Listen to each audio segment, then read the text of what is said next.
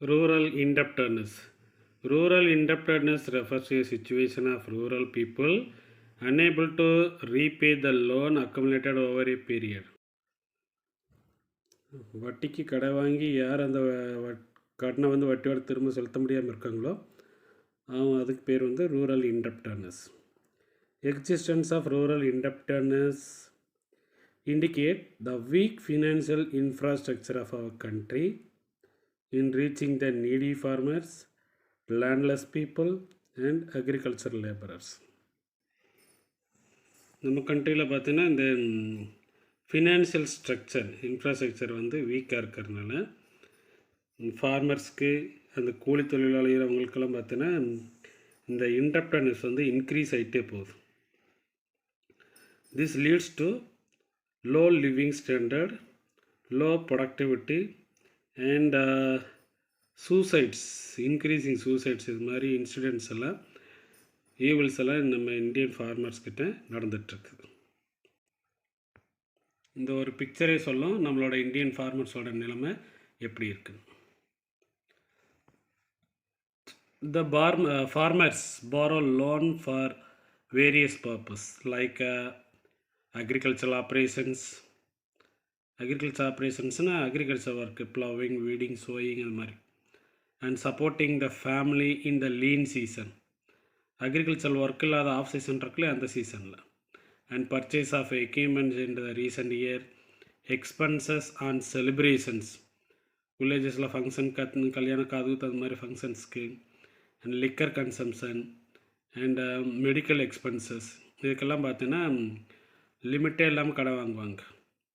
Due to lower income, agriculture farmers கிடைக்கிற income கம்மியாக தான் இருக்கும்.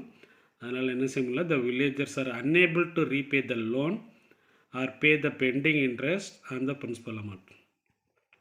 வாங்கின கடனை கட்ட முடியல, அந்த கடனுக்கான வட்டியும் என்ன செய்ய முடியல, கட்ட முடியாமல் ரொம்ப கஷ்டப்படுவாங்க, கடை வாங்கிட்டாங்க.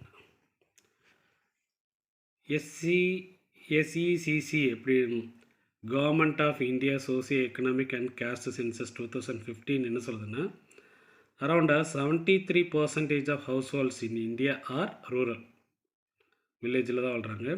அதில் 18.5% பார்த்தீங்கன்னா ஷெட்யூல் காஸ்ட் எஸ்சி அந்த ஹவுஸ் ஹோல்டில் சேர்ந்தவங்க, and 11% belong to schedule tribe மலைவாழ் மக்கள்.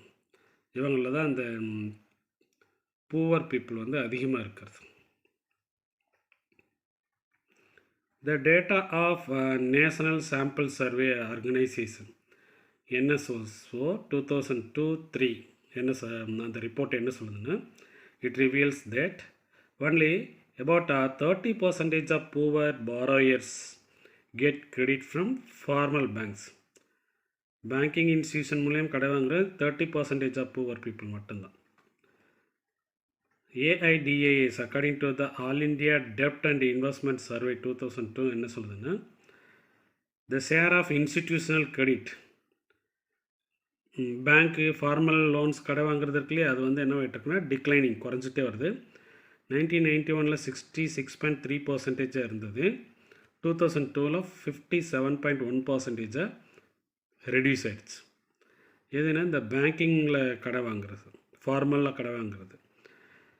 இப்படி இந்த ஃபார்மல் கடை வாங்குறது குறையினால என்னவாயிடுச்சுன்னா, இன்ஃபார்மல் சேனல் கிரெடிட் கடன் அளவு என்னவாயிடுச்சு, இன்க்ரீஸ் ஆயிடுச்சு. 2006 ரிசர்வ் பேங்க் ஆஃப் இந்தியா ரிப்போர்ட்டில் இந்த டேட்டா கரெக்டாக சொல்லியிருக்கிறாங்க. இது மாதிரி பேங்கிங்கில் கடை வாங்காமல் மணி லெண்டர்ஸ் கிட்ட கடை நான் ஃபார்மல் செக்டார் இன்ஃபார்மல் சேனல்கிட்ட கடை வாங்குறது இன்க்ரீஸ் ஆகிருக்கு அப்படின்ட்டு. Features of rural indebtedness. Nearly 3/4 of rural families in the country are in debt. 3 பங்கு என்ன செஞ்சுற கடனில் தான் இருக்கிறாங்க rural families.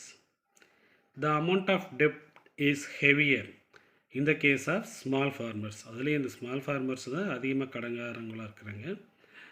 The cultivators are more indebted than the non-cultivators. அந்த ஸ்மால் ஃபார்மர்ஸ்லேயும் கல்டிவேட்டர்ஸ் ரொம்ப கடனாளிகளாக இருக்கிறாங்க நான் கல்டிவேட்டர்ஸோட. ஏன்னா அவங்க கூலி தொழிலாளி தானே, அதனால் வேலை செஞ்சால் காசு, இல்லைன்னா சும்மா இருக்க போகிறாங்க. ஆனால் இந்த கல்டிவேட்டர்ஸ் வந்து அதிகமாக அந்த கூலி இதெல்லாம் அதிகமாகிறதுனால செலவு அதிகமாகிடுது, அதனால் கடனில் இருக்கிறாங்க. மோஸ்ட் ஆஃப் த டெப்ட் டேக்கன் ஆர் ஷார்ட் டர்ம். சீக்கிரமே கடனை கட்டிடுன்னு சொல்லி கடை வாங்குவாங்க. ஆனால் அன்ப்ரொடக்டிவ் நேச்சருக்கு வாங்குறதுனால திரும்ப அவங்களால என்ன செய்ய முடியல, அந்த அதிகமான வட்டி கொடுத்து பே பண்ண முடியல. த ப்ரொபோர்ஷன் ஆஃப் டெப்ட் having higher rate of interest relatively high. Most of the villagers are indebted to private agencies, particularly money lenders. அப்படி கடை வாங்கி இந்த மணி லெண்டர்ஸ் கடன் கொடுத்தவங்ககிட்ட அவங்களுக்கு கட்டுப்பட்டு நடக்கிற மாதிரி ஆயிடுச்சு. This is what future of rural indebt. இப்படி தான் இருக்கிறாங்க. And causes of rural indebtedness. Poverty of farmers. Vicious circle of poverty, நச்சு சுழற்சி, பாய்சன். ஃபார்மர் இருக்கா, லோ இன்கம் கம்மியாக இருக்குது, ப்ரொடக்டிவிட்டி கம்மியாக இருக்குது, மறுபடியும் டெப்ட்டு கடை வாங்குகிறேன், மறுபடியும் புவராகவே இருக்கிறேன். அதான் விசிஎஸ் இருக்குது, சுற்றிக்கிட்டே இருக்கும்.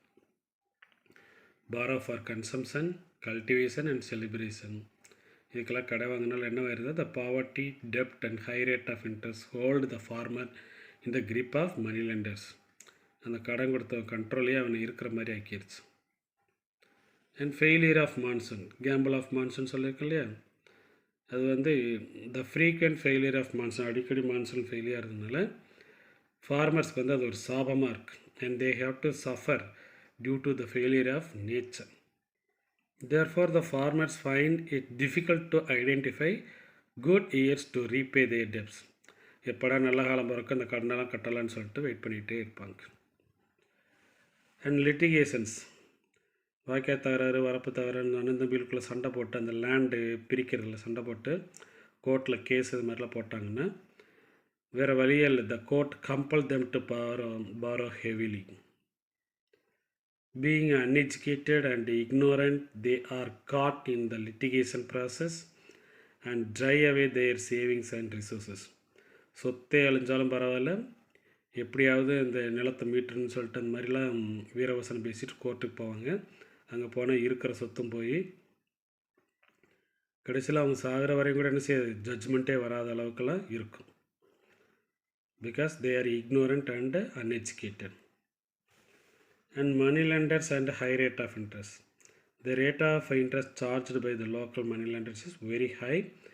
And the compounding of interest, வட்டிக்கு வட்டி போடுவாங்க இல்லையா, அதனால் என்ன செஞ்சிடும் ஃபார்மர்ஸை அந்த கடன்லேயே போட்டு அமைக்கிறது, which leads to the perpetuate indebtedness of the farmers.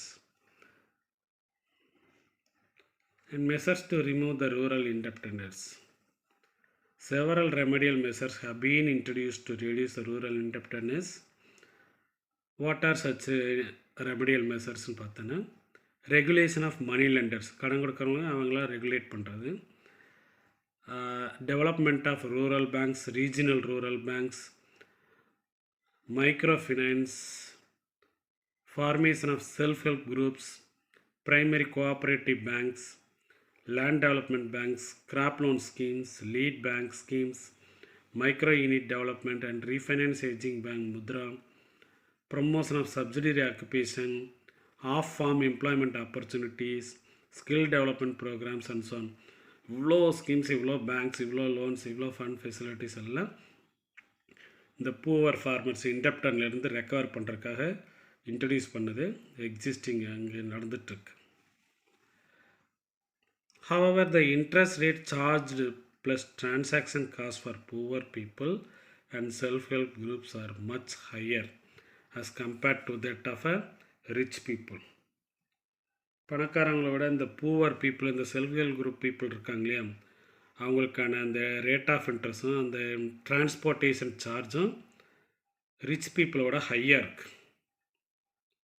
இது எப்படி சொல்லலாம்னா, த education loan is costlier then the car loan. Car லோனை கூப்பிட்டு கொடுப்பாங்க கம்மியான வட்டியில், ஏன்னா இந்த எஜுகேஷன் லோனை அலைய விட்டாலும் வட்டி அதிகமாக இருக்குது. இதிலேருந்தே தெரிஞ்சுக்கலாம் இந்த ஃபார்மர்ஸ் வந்து ஏன் இண்டெப்டன்ஸ்லேயே மூழ்கி இருக்கிறாங்கன்ட்டு. These are the measures to remove rural indebtedness.